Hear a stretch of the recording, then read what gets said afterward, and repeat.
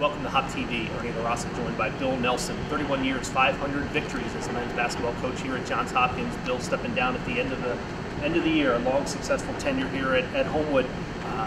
What made you decide after that amount of time that this was the right time to step down? Well, I've been thinking about it. Obviously, we get up in years, the last few years, and for different reasons. Usually, reasons where we're just coming back on the team. We've got a bunch of guys the last 4 years, and then when Austin Vasiliadis and Sam Gordon decided to take advantage of a year of eligibility and go to grad school, it made my decision easier last year, and I wanted to come back and those guys are special.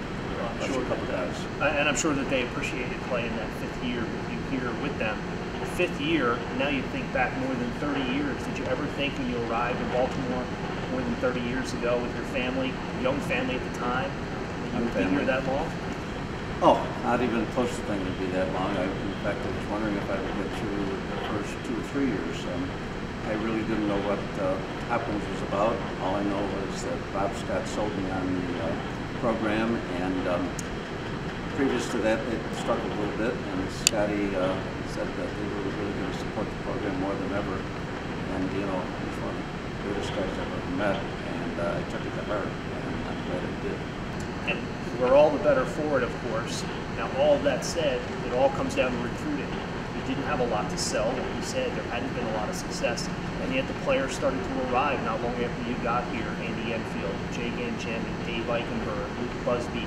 That was the group of guys that really put Hopkins on the map. How were you able to sell them on coming to Homewood to play basketball? Well, you're right. They certainly got it going. I think the big thing was that they could see where they were going to see a lot of action right away. We needed some strong offensive players, especially, and we lucked out. I remember Dave Eichenberg. I was at a high school tournament, and I saw the John Carroll team run out on the floor, and Dave led the charge, and the enthusiasm he showed immediately. I said, we've got to have a guy like that running our team next year.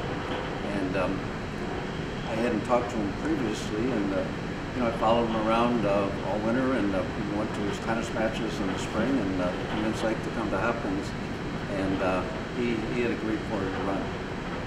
And the same with Andy. Andy was being recruited a little bit by the Ivy Leagues, and that's a crapshoot. Andy wanted to be a big fish in a little pond instead of sitting on the bench, possibly, or getting over-recruited and all that. He could have been an excellent Ivy League player, I think. But I think he wanted to come to Hopkins and have the opportunity to play a lot right away, and he certainly had a storied career. Well, he definitely did, and you talk just about those two guys. Andy, our all-time leading scorer, and Ike, running the point and providing that enthusiasm. And all of a sudden, they're here, and now we're going to the NCAA tournament for 5 years in a row in the 1990s. Great moments in program history, great memories.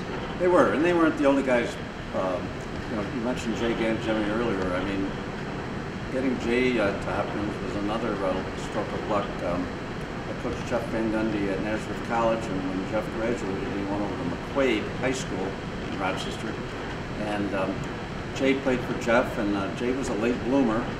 And Jeff got in touch with me and told me about him, and I kind of didn't get right at it. And about a month or so later, he said, "Hey, coach, you got to recruit this kid. He wants to be a doctor. He wants to go to Hopkins." And I followed up on it. And one of the neat things about Jay is he not only was a perimeter player, a tall perimeter player. He was not only a great scorer, but he was in the top 20 in rebounding in Hopkins history. So, all-around player, an all-around guy, and he's a great surgeon. When you talk about all-around player, all-around guy, great surgeon, one of the things that happened in the 1990s was Johns Hopkins produced 4 NCAA postgraduate scholarship recipients. More than any other basketball team in the country, started this run of academic All-Americans that Hopkins has produced in his basketball program. So you weren't only bringing the right players, you were bringing the right students to a school like Hopkins, and that has to be something you're proud of. Certainly am. I mean, Andy started it, and Jay followed it, and then we had Matt Gorman, and we had Greg Rory, and then 2 years ago, George Buddy River. So It's difficult to receive a NCAA postgraduate scholarship. I think they only give out 3 or 4 each year in Division III. So I'm very proud of those guys. They did it both on the court and in the classroom, and they had a good time at Hopkins also, as they will tell you.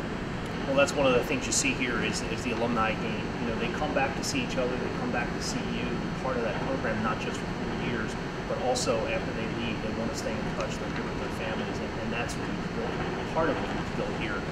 Now that early group, of course, we went to 5 straight NCAA tournaments in the early 1990s, but we continued the success.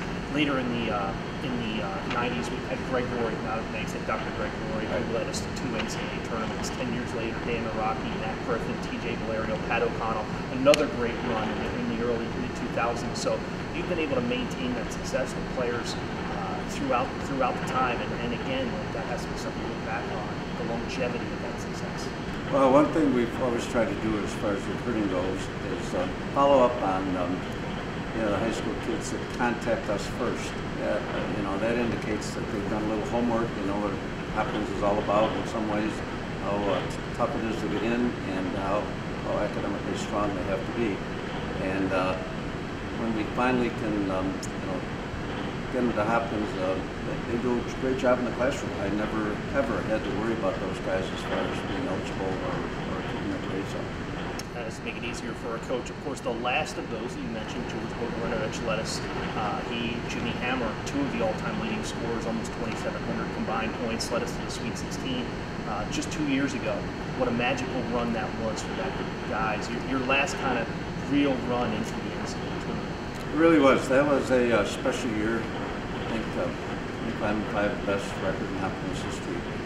And it didn't quite start out that way. We were 3-2, and we made a tactical move. We moved Ryan Curran, a talented sophomore who was graduating this year, into our starting lineup. And we won. The chemistry was great. We won 17 games in a row, and we got to host the first 2 rounds here, and then we went on to Babson and lost a 2-pointer there to a great Babson team that went to the Final Four that year and then won the national championship this year. With a lot of the same guys. A lot of the same guys. Player of the year, Joey Flannery. Right? Absolutely. Some of those NCAA tournament wins that you've had here, or tournament games, some of the loudest experiences I've had here in Gold Bar. I don't know if you could weigh 2007 or 2015, which was louder. I think 2007 might have them. It was pretty loud in here. 2007 was great because, especially the first night when we beat Village Julie or Stevenson now. They had their contingent of fans here, and we had ours, and I got some great pictures of, as we were winding down, I was putting some of the subs in, and great pictures of Dan and Rocky going over to the fans in the bleachers and high-fiving them. It was a great night. It was a fabulous weekend. We talk about all these players, and of course, players make plays. Players ultimately are on the court winning or losing games, but you had the joy of having 2 guys with you for a combined 55, 56 years, Ed Richardson, Bob McComb. Talk about those guys, your assistant coaches. This was a group effort. This wasn't just about one person. No, it wasn't. And it really, hiring those 2 guys as part-time assistants, we don't have any full-timers, was more than basketball. In fact, when Coach Richardson came and talked to get interviewed, I interviewed him. We spent most of the time talking about the Orioles. And, I knew here's a guy that had a great basketball background, but somebody I could relate to in other ways for all these years. And he's been so loyal, and he does such a great job. Been here all 31 years. And Coach McComb, when I was at Nazareth, I went to Rolly Massimino's summer camp recruiting, and I just happened to be sitting next to him. And he was teaching at Aberdeen High School, hometown of Cal Ripken. And so we started talking about baseball again, and I really was impressed with his basketball acumen too. He was a high school coach 12 straight years. He won the conference at Aberdeen, and I tried to get him here immediately, and I was unable to because he was still coaching high school. And then 2 years later, out of the blue, he called me up and said he'd like to talk to me about possibly helping out at Hopkins. And Bob was here 25 years, and those 2 guys were phenomenal. You know, we got to the point where one guy would start a conversation, the other guy would finish it. We were like a pair of old slippers that just felt comfortable. But you talk about your staff in that way, and that's just a small part of the staff here at Hopkins. You came here and you became part of a legendary coaching staff that includes the all-time winningest football coach Jim Marcraft, Bob Babb, over 1,000 things in baseball, Janine Tucker and Dave Petramala, and what they've done with lacrosse, George Kennedy, of course, highly successful men's and women's swimming coaches here. That coaching staff ranks among maybe the best of all time at any school. When you add up victories and academic All-Americans, post-grad scholars, they all brought here by Bob Scott, nurtured and mentored by Tom Calder and now Alana Shanahan. What did it mean to you to be a part of that group? Looking back now, it was pretty special. It was, and it really didn't start out like that, but it kind of evolved. And I think part of it is Bob Scott and Tom Calder, you know, kind of letting us do our thing.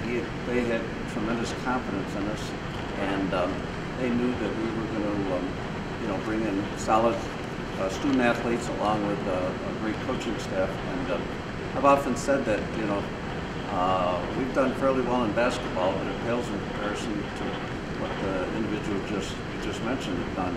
And it is a special group. I mean, you know, nationally, you look at rankings. A couple years ago, we were #2 in the nation for athletic success in Division III, and we've been top 10 for a number of years. So I can, you know, I'm leaving. I'm going to miss those guys. From a basketball standpoint, I'm really confident that I wouldn't be surprised if our program goes up a notch or two as far as how we've done over the years. How much golf are you going to play now that you can get dust off the clubs and, we'll and see. get the links again? You know, I'm going to be here till June 30th, and I'm really looking forward to seeing who the new coach is going to be.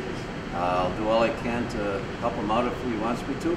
But I'm looking to relax. I'm not going to get in the way next year, but I definitely will be back to see what's going on. I think there's a good nucleus right now. And yeah, we got a good group coming back. We've got 2 all-conference players coming back, Edward Gardner and Kyle Dorn, and some good players behind them, and there's a couple of outstanding perimeter recruits coming in. So I think it's the program is going to be okay. Well, that's what it's all about. And on behalf of Johns Hopkins athletic program here, I want to thank you, Margaret, your daughters Laura and Katie, of course, for letting us share this experience. I was fortunate enough to be here for 20 years with you. I'm counted as personally and professionally as something that I'll never forget. Look forward to having you back whenever you can get here. Certainly the alumni needs in the future. Bill, thank you very much. Well, I appreciate it. Hopkins was a